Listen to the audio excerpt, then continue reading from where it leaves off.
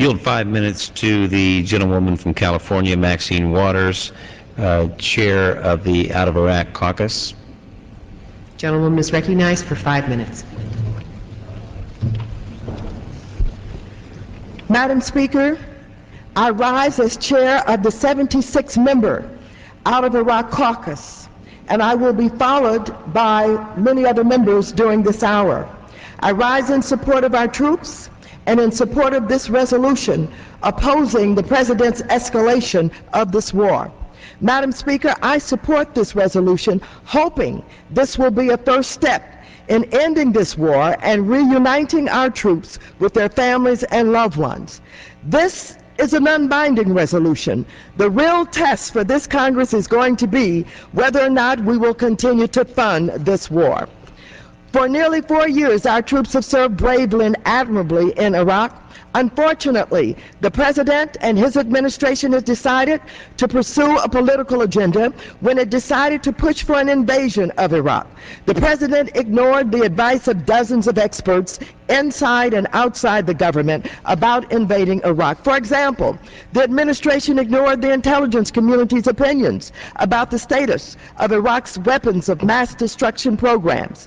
The administration also ignored recommendations about the number of troops needed to secure Iraq following the fall of Saddam Hussein. In addition, the President and the administration ignored warnings about the difficulty and danger of occupying Iraq and that Iraq would likely break down into sectarian violence.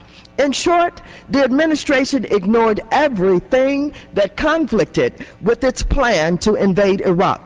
Unfortunately, no one has borne the burdens of the administration's Iraq narrow agenda more than our troops and their families. The decision to escalate the war, to send more than 21,000 additional troops to Iraq, will only increase the burden on our troops. Many of the troops serving in Iraq have served 2, 3, even 4 tours of duty. And of course, the failed Iraq policy has resulted in the death of 3,109 U.S. troops, including 325 from my own state of California, and injury of more than 23,000 others.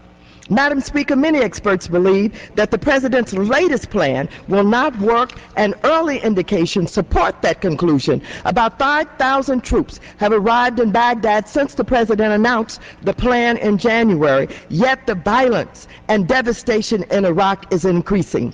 It is estimated that more than 276 Iraqi civilians have died so far this year, and that more than 1,000 Iraqi security forces and 33 U.S. servicemen have died in just the past week. We're sending thousands more troops to Iraq in what is now known to be a civil war. Sending more troops to Iraq is not the answer. The key to stabilization is bringing our troops home and renewing our commitment to diplomacy. This resolution is the first step in reining in this President and his misguided policies. However, as many have noted, this is again a non-binding resolution. I look forward to working with my colleagues on the war spending bills that will be considered in the coming months to enact meaningful changes to this failed policy and to finally bring our troops home. The future of the entire Middle East is at stake. The President does not appear to understand or appreciate the situation in Iraq is deteriorating each day.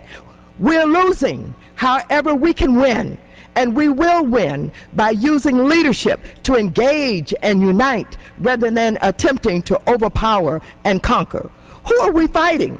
The Sunnis, the Kurds, the Shiites? Who are the insurgents? Some Sunnis, some Shiites, some Kurds. Who are the terrorists? Shiites, Sunnis, Kurds, Syrians, Iranians?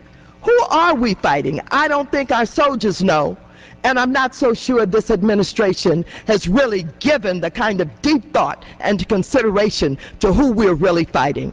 Diplomacy is the only answer. Today, we must oppose this escalation. However, I have no choice but in the final analysis to oppose continued funding of the American taxpayers' dollars to the war giant whose appetite cannot be satisfied, but in the interest of peace must be denied. I urge my colleagues to support this bill, and I yield the balance of time.